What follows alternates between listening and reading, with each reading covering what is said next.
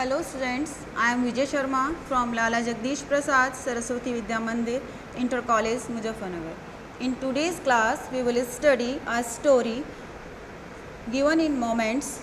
The story name is In the Kingdom of Fools and it is written by A.K. Ramanujan. Full name is Attipet Krishnaswamy Ramanujan, popularly known as A.K. Ramanujan. He was born on 16 March 1929. He was an Indian poet and scholar of Indian literature and had equal command of English, Kannada and Tamil. He was a poet, scholar, professor, philologist, folklorist, translator and playwright. His poems are noted for startling originality. He died in Chicago on 13th July 1993 at the age of 64.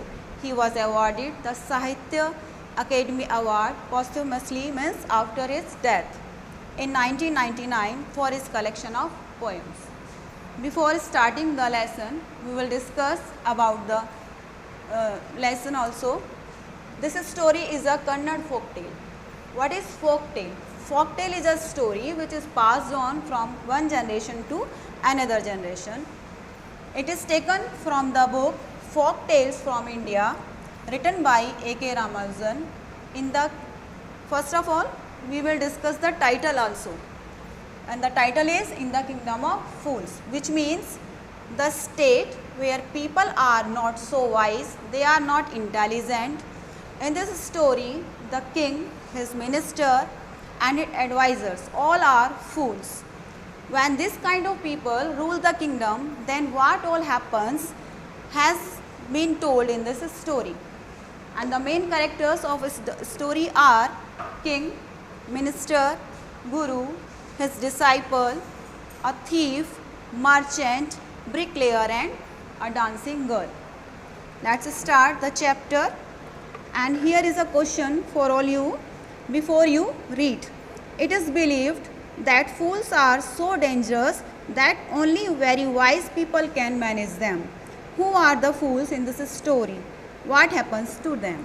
आपसे पूछा गया है कि ऐसा माना जाता है कि मूर्ख लोग बहुत डेंजरस होते हैं और केवल वाइज पीपल ही उनको मैनेज कर सकते हैं.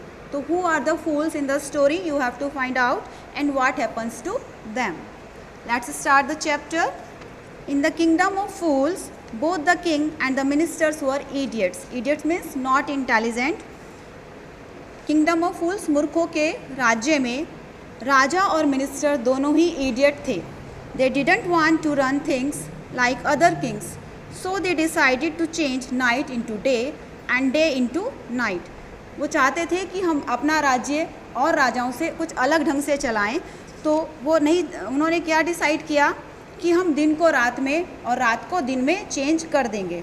इट मीन्स कि रात में लोग काम करेंगे, जो प्रजा है वहाँ की, जो भी वहाँ के रहने वाले हैं, और दिन में वो आराम करेंगे. They ordered that everyone should be awake at night till their fields and run their business only after dark and go to bed as soon as the sun came up. उन्होंने ऑर्डर दिया अपने प्रजा को कि सब लोग रात को जागेंगे, टिल द फील्ड्स, अपने खेतों में बुआई करेंगे, खेतों में काम करेंगे, और जो व्यापारी हैं वो अपना बिजनेस रात को ही देखेंगे. And go to bed as soon as the sun came up, और जैसे ही दिन निकलेगा सब सोने चले जाएंगे, सब आराम करेंगे. Anyone who disobeyed would be punished with death. और ये भी कह दिया कि जो उनकी आज्ञा नहीं मानेगा उसको मृत्युदंड दिया जाएगा. The people did as they were told for fear of death. Fear of death, मृत्यु की सज़ा मिलेगी, इस डर से सब लोग उनकी बात मानते थे. The king and the minister were dilated happy, बहुत खुश थे at the success of their project, जो उन्होंने एक्टिविटी, जो प्रोग्राम चलाया था, उसकी सफलता पर वो दोनों बहुत खुश थे. One day a Guru and his disciple arrived in the city. अब एक दिन उस शहर में एक गुरु अपने शिष्य के साथ आते हैं. It was a beautiful city, it was broad day light, but there was no one about. Everyone was asleep, not a mouse stirring.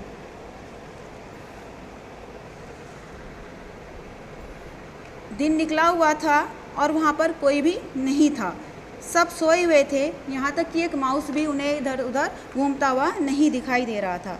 Even the cattle had been taught to sleep by day, यहाँ तक कि जानवरों को भी train कर दिया गया था कि वो दिन में सो जाएं। The two strangers were amazed by what they saw around them, दोनों जो स्ट्रेंजर्स गुरु और उनके शिष्य थे वो बहुत ज़्यादा अमेज थे, सरप्राइज थे ये सब देखकर। And wandered around town till evening, और शाम होने तक वो इधर उधर ऐसे ही घूमते रहे। When suddenly the whole town woke up and went about its nightly business, और अचानक उन्होंने देखा कि जैसे ही शाम हुई सब लोग अपने काम में लग गए। The two man were hungry now that the shops were open, they went to buy some groceries, groceries means item of food, खाद्य सामग्री। अब दोनों को बहुत भूख लगी हुई थी, जैसे ही वहाँ की शॉप्स ओपन होती हैं वो खाने का सामान लेने के लिए जाते हैं। To their astonishment they found that everything cost the same, a single duddu. Whether they bought a measure of rice और bunch of bananas, it cost a duddu. अब उनके लिए एक दूसरी आश्चर्य की बात ये थी कि जब वो मार्केट में सामान खरीदने के लिए जाते हैं तो सामान चाहे कितना ही क्वांटिटी में हो या कोई भी सामान हो वो सब एक डूडू में मिलता था। Duddu is the name of a coin. The Guru and his disciple were delighted. They had never heard of anything like this. They could buy all the food they wanted for a rupee. वो तो बहुत खुश थे यह सब देखकर कि वो 1 रुपये में जो चाहें वो खरीद सकते थे। When they had cooked and eaten, the Guru realized that this was a kingdom of fools and wouldn't be a good idea for them to stay there. अब उन्होंने अपना खाना पका लिया और खा लिया तो गुरु को रियलाइज़ हुआ, गुरु को ये आभास हुआ कि यह मूर्खों का राज्य है। And it wouldn't be a good idea for them to stay there, और वहाँ पर रुकना उनके लिए सही नहीं रहेगा। This is no place for us, let's go, he said to his disciple. But the disciple didn't want to leave the place, everything was cheap here, all he wanted was good cheap food. अब शिष्य तो वहाँ से जाना नहीं चाहता था क्योंकि वो खुश था कि सब कुछ यहाँ पर बहुत ही चीप रेट में मिलता है, सस्ते दामों में मिल जाता है जो कुछ भी उसे चाहिए। The guru said they are all fools, this won't last very long and you can't tell what they will do to your next, और तुम नहीं जानते कि नेक्स्ट ऑर्डर उनका क्या आ जाएगा, वो तुम्हारे साथ क्या करेंगे। But the disciple wouldn't listen to the guru's wisdom, he wanted to stay. The guru finally gave up and said, जब उनका शिष्य उनकी बात नहीं सुनता है तो गुरु उसे समझाना छोड़ देते हैं और उससे कहते हैं do what you want, I am going, and left, और वहाँ से चले जाते हैं। The disciple stayed on, at his fill every day. At his fill means पेट भरकर खाना। अब शिष्य वहीं रुक गया और वो पेट भरकर खाता, जैसे bananas, ghee, rice and wheat, and Guru fat like a street side sacred bull. और एक जो गली में सड़कों पर सेक्रेड बुल घूमते हैं उनकी तरह वो वहाँ पर फ्री में इतना सस्ते दामों में खाकर उसकी तरह से फैट हो गया। One bright day a thief Brock into a rich merchants house. अब यहाँ से एक और कहानी इसमें ऐड हो जाती है कि एक दिन एक थीफ क्या करता है, Brock into a rich merchants house, एक रिच मर्चेंट के व्यापारी के घर में चोरी करने के लिए जाता है। He had made a hole in the wall and sneaked in, and as he was carrying out his loot, the wall of the old house collapsed on his head. Collapse माने गिर जाती है, और sneak माने चुपचाप से अंदर चला गया। उसने दीवार में एक छेद बनाया और चुपचाप से वहाँ पर जाता है, और जब वो चोरी का सामान लेकर वहाँ से निकल रहा होता है तो क्योंकि वो घर बहुत पुराना था, वहाँ की दीवार उसके ऊपर कोलैप्स हो जाती है, गिर जाती है, और वो on the spot killed him on the spot, वहीं मर जाता है।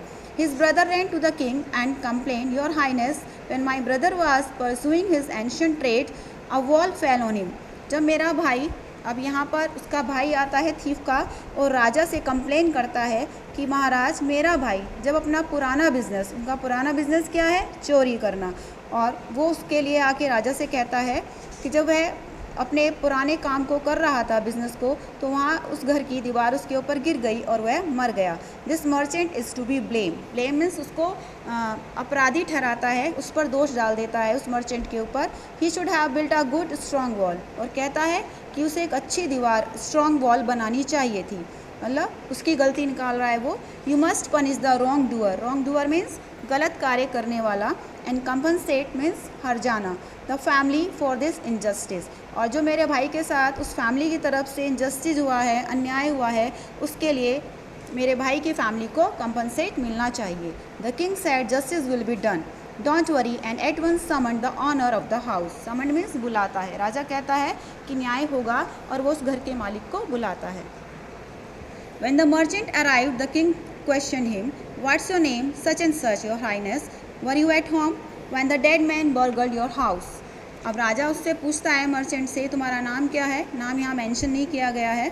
तो वो उससे कहता है कि हाँ, yes my lord, he broke in and the wall was weak, it fell on him. वो कहता है कि हाँ, जब ये व्यक्ति मेरे घर में चोरी करने के लिए घुसा था तो मैं वहीं पर था और दीवार कमज़ोर थी तो वो उसके ऊपर गिर गई। The accused pleads guilty, your wall kill the this man's brother, you have murdered a man, we have to punish you. राजा कहता है कि एक्यूज ने, अपराधी ने अपनी गलती मान ली है, तो तुमने इसको मारा है, तुम्हारी वजह से इसकी डेथ हुई है, तुम्हें पनिशमेंट मिलेगी। Lord said the helpless merchant, I didn't put up the wall, it's really the fault of the man who build the wall, he didn't build it right, you should punish him. अब उस merchant ने कहा कि इसमें मेरा fault नहीं है, उसका फॉल्ट है जिसने इसको बनाया है। Who is that? My lord, this wall was built in my father's time, I know the man, he is an old man now, he lives near by. Merchant ने कहा कि यह दीवार मेरे फादर के टाइम में बनी थी, लेकिन मैं उस व्यक्ति को जानता हूँ, बहुत बूढ़ा व्यक्ति हो गया है, वो पास में ही रहता है। The king sent out messengers to bring in the bricklayer who had built the wall, they brought him tied hand and foot. राजा ने अपने मैसेंजर्स को भेजा और वो उस ब्रिक लेयर को वहाँ से ले आते हैं। ब्रिक लेयर मीन्स राजमिस्त्री जो घर बनाते हैं।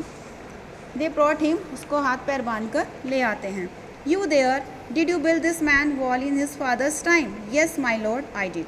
अब राजा ने उससे, ब्रिक लेयर से पूछा कि क्या तुमने इसके फादर के टाइम में ये दीवार बनाई थी? उसने कहा येस।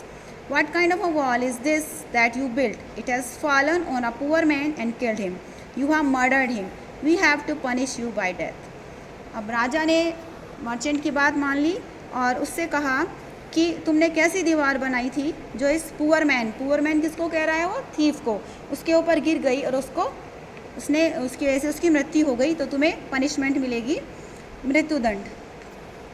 अब देखिए राजा सबकी बात मानता जा रहा है, तो अभी आपको क्लियर होता जा रहा होगा कि रियली में it is the kingdom of fools. Before the king could order the execution, the poor bricklayer pleaded. Execution means sentence of death, मृत्यु की सजा। इससे पहले कि राजा सजा सुनाते, the poor bricklayer pleaded, please listen to me before you give your orders. It's true, I built this wall and it was no good, but that was because my mind was on it. उसने कहा कि सच है, दीवार मैंने बनाई है, लेकिन आप मेरी बात सुनिए, उस समय मेरा माइंड काम करने में नहीं था। I remember very well a dancing girl who was going up and down that street all day with her anklets jingling. Anklets means Payal, jingling उसके घुंघरू की जो आवाज़ हो रही थी। And I couldn't keep my eyes or my mind on the wall I was building.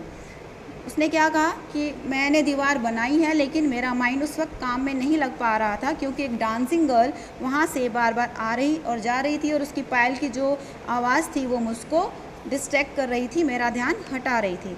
You must get that dancing girl, I know where she lives. मैं जानता हूँ कि वह कहाँ रहती है। You are right, the case depends, we must look into it, it's not easy to जज such complicated cases, let's get the dancer wherever she is. अब राजा कहता है कि केस तो बहुत ही डिपेंड, कॉम्प्लिकेटेड होता जा रहा है, जटिल हो रहा है और आसान नहीं होता ऐसे कॉम्प्लिकेटेड केसेस को जज करना। तो वो उस डांसर को बुलाता है। The dancing girl, now an old woman, came trembling to the court. Trembling means काँपते हुए आती है, डरती हुई आती है। Did you walk up and down that street many years ago while this poor man was building a wall, did you see him?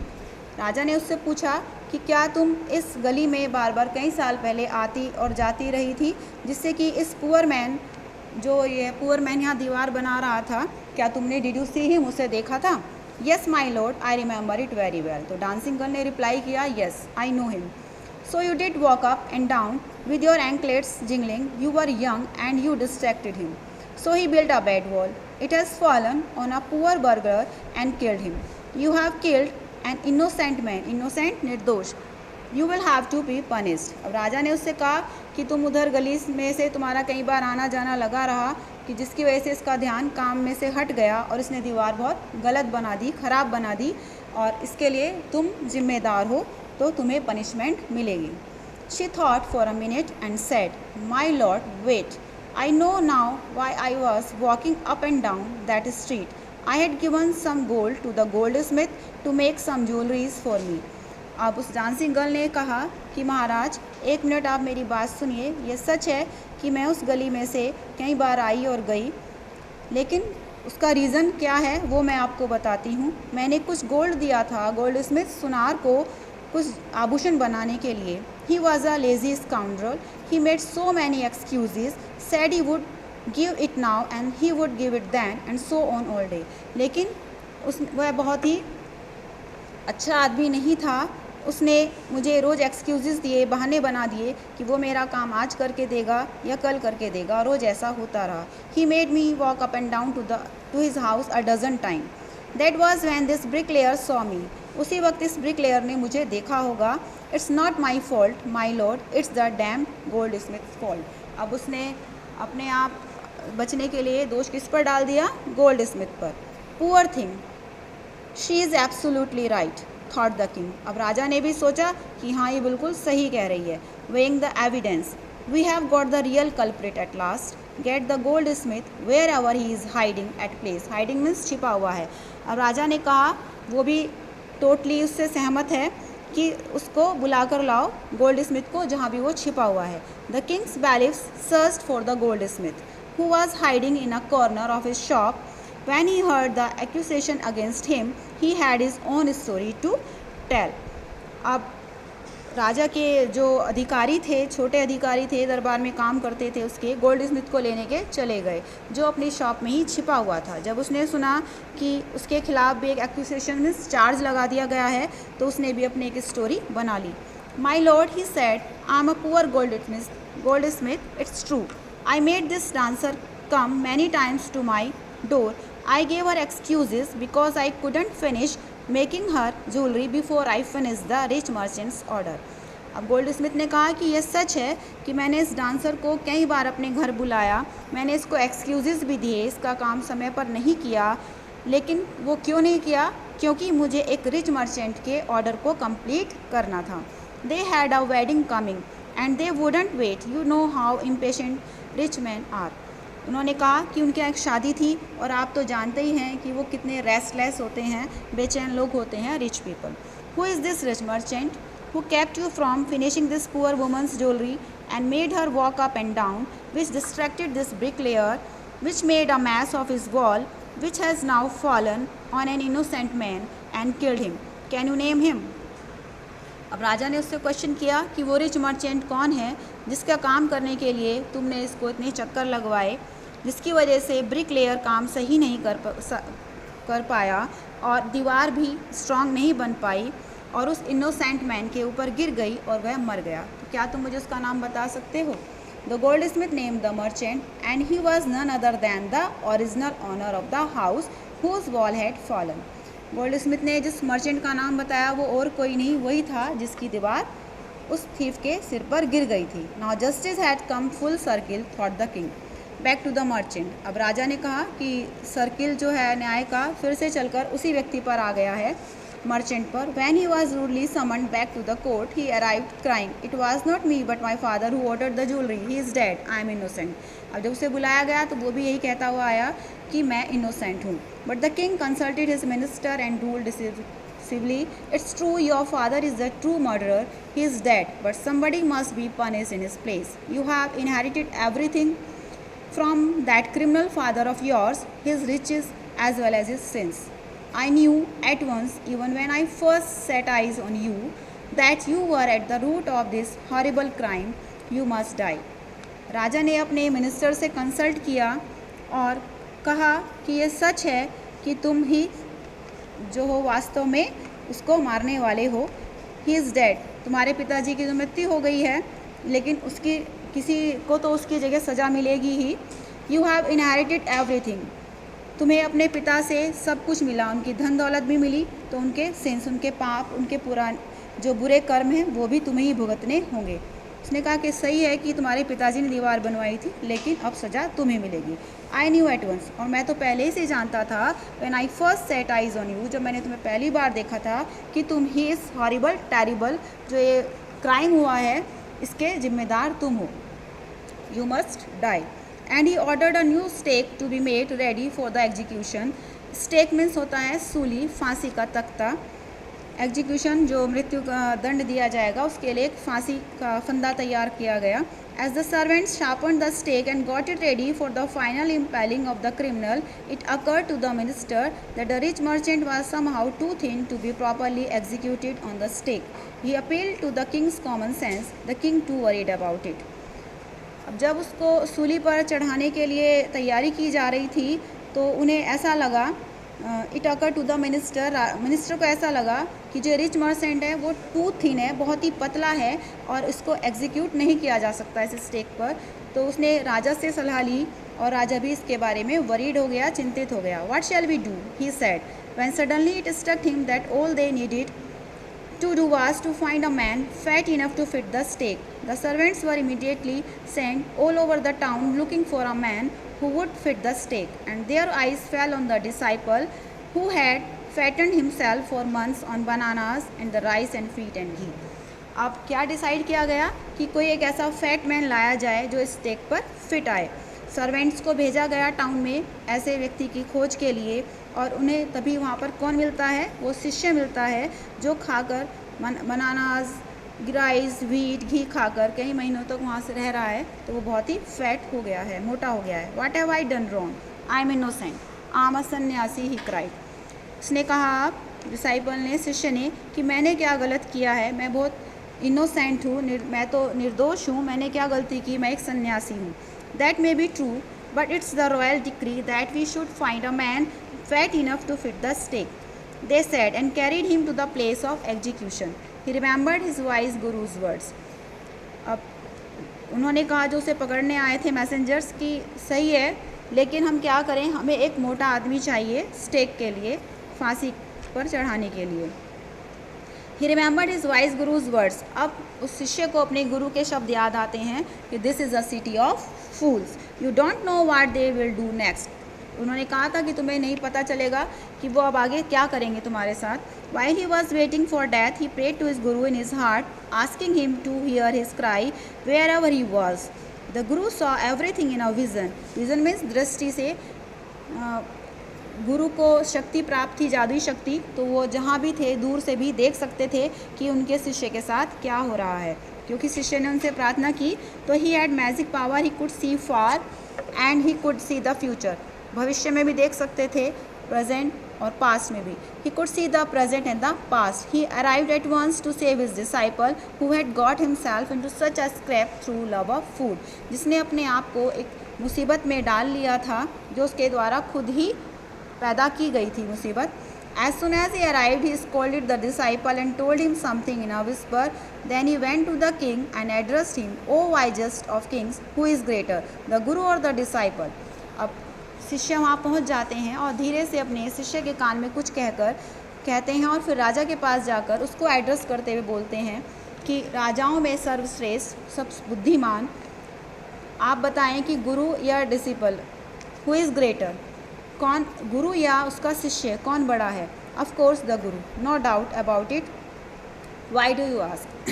उसने पूछा कि लेकिन तुम ऐसा क्यों पूछ रहे हो? Then put me to the stake first, put my disciple to death after me. तो उन्होंने कहा कि पहले मुझे फांसी दो, उसके बाद मेरे डिसाइपल को, मेरे शिष्य को देना। When the disciple heard this, he understood and began to clamour, me first, you brought me here first, put me death first, not him. अब जब गुरु को देखा शिष्य ने कि वो ऐसा कह रहे हैं, तो वो उनकी बात को समझ गया और वो भी क्लेमर करने लगा, ज़ोर ज़ोर से बोलने लगा कि नहीं, पहले मुझको फांसी दी जाए। The Guru and the disciple now got into a fight about who should go first. The king was puzzled by this behaviour. He asked the guru, why do you want to die? We chose him because we needed a fat man for the stake. अब राजा समझ नहीं पाया कि वो ऐसा behaviour क्यों कर रहे हैं, तो उसने गुरु से पूछा, आप पहले क्यों मरना चाहते हैं? हमने तो उसे इसलिए चुना क्योंकि हमें एक मोटा व्यक्ति चाहिए था। You shouldn't ask me such questions, put me to death first, replied the guru. Why, there some mystery here, as a wise man you must make me understand. अब राजा ने पूछा कि आप पहले क्यों मरना चाहते हैं, आप मुझे बताएं। Will you promise to put me to death if I tell you? Asked the guru. The king gave him his solemn word. The guru took him aside out of the servants' earshot and whispered to him. जब राजा ने उससे पूछा तो गुरु ने कहा कि मुझे promise करो कि पहले तुम मुझे मृत्युदंड दोगे। तो राजा ने उनको अपना प्रॉमिस दे दिया और वो एक तरफ ले जाते हैं राजा को, जिससे कि उनके सर्वेंट उनकी बात ना सुन सकें। तो उनसे कहते हैं, do you know why we want to die right now the two of us. उन्होंने कहा, मैं आप जानते हो कि मैं पहले क्यों मरना चाहता हूँ दोनों में। We have been all over the world but we have never found a city like this और अ किंग लाइक यू। हम पूरे वर्ल्ड में घूम लिए लेकिन हमने ना ऐसा शहर देखा ना ऐसा राजा जैसे कि तुम। That stake is the stake of the god of justice. ये जो स्टेक है ये गॉड ऑफ जस्टिस है, यानी कि जो न्याय के देवता हैं उनकी है। It's new, it has never had a criminal on it. यह बिल्कुल नई है, इस पर आज तक किसी अपराधी को सज़ा नहीं मिली है। Whoever dies on it first will be reborn as the king of this country. Reborn means पुनर्जन्म। उन्होंने कहा कि जो भी इस पर सबसे पहले मरेगा इस फांसी के फंदे पर, जिसको सज़ा मिलेगी, वो इस कंट्री का राजा होगा। And who ever goes next will be the future minister of this country. और जो उसके नेक्स्ट मरेगा इस फांसी के फंदे पर, वह वहाँ का मिनिस्टर बनेगा। We are sick of our ascetic life. It would be nice to enjoy ourselves as king and minister for a while. Now keep your word, my lord, and put us to death. Me first remember. अब गुरु ने कहा कि अपना वायदा याद रखो और पहले मुझे सजा दो। The king was now thrown into deep thought. He didn't want to lose the kingdom to someone else in the next round of life. He needed time. So he ordered the execution postponed to the next day and talked in secret with his minister. अब राजा गहरी सोच में पड़ जाता है। वो नहीं चाहता था कि उसके राज्य का नेक्स्ट जन्म में कोई और राजा बने, वो खुद बनना चाहता था। तो उसने थोड़ा टाइम लिया और एग्जीक्यूशन को, जो मृत्युदंड था, फांसी की सज़ा थी, उसको पोस्टपोन कर दी, उसकी डेट आगे बढ़ा दी और अपने मंत्री से बात करने लगा। It's not right for us to give over the kingdom to others in the next life. Let's go on the stake ourselves and will be reborn as king and the minister again. Holy man do not tell lies, he said, and the minister agreed. उसने अपने minister से कहा कि जो Holi man होते हैं, जो सन्यासी लोग होते हैं, ये लोग झूठ कभी नहीं बोलते और चलो हम फांसी की सज़ा प्राप्त करके वापस से पुनर्जन्म लेंगे और अपने राज्य के राजा और मंत्री बन जाते हैं। So he told the executioners, we will send the criminals tonight. When the first man comes to you, put him to death first, then do the same to the second man. Those are my orders, don't make any mistake. राजा ने जो एग्जीक्यूशनर्स था, जो execute करते हैं यानी कि सज़ा देते हैं जल्लाद, उससे कहा कि आज रात हम क्रिमिनल्स को भेजेंगे, जो पहले आएगा उसको पहले सज़ा देना और इसी तरह से दूसरे व्यक्ति के साथ करना, और ये मेरा ऑर्डर है, कोई गलती नहीं होनी चाहिए। That night the king and his ministers were secretly to the prison, release the Guru and the disciple, disguised themselves as the two, and as arranged beforehand with loyal servants, were taken to the stake and promptly executed. तो उस रात क्या होता है, राजा और minister चुपचाप खुद से जेल में जाते हैं, गुरु और उसके शिष्य को रिलीज़ कर देते हैं, जेल से छोड़ देते हैं और उन अपने आप उन जैसा रूप रख लेते हैं और चुपचाप जाकर वहाँ पर सज़ा के लिए खुद चले जाते हैं। When the bodies were taken down to be thrown to crows and vultures, the people panicked. जब उनकी बॉडीज़ क्रोस को और गीद को खिलाने के लिए डाली जाती है तो जो लोग होते हैं वो देखते हैं कि गुरु और उसके शिष्य की जगह राजा और मिनिस्टर की बॉडी है, तो वो डर जाते हैं। They saw before them the dead bodies of the king and the minister. The city was in confusion. पूरा शहर कंफ्यूज हो जाता है उनकी बॉडीज़ को देखकर। All night they mourned and discussed the future of the kingdom. Some people suddenly thought of the guru and the disciple and caught up with them as they were preparing to leave town unnoticed. पूरी रात वो लोग दुखी होते हैं और future के बारे में भी सोचते हैं कि राज्य का क्या होगा। अचानक कुछ लोग राजा गुरु को और उसके शिष्य को देख लेते हैं जो चुपचाप वहाँ से जा रहे होते हैं। We people need a king and a minister, said someone. किसी ने कहा हमें राजा और मिनिस्टर की तो ज़रूरत होगी ही। अदर्स एग्रीड, दूसरे भी मान जाते हैं। They beg the Guru and the disciple to be their king and their minister.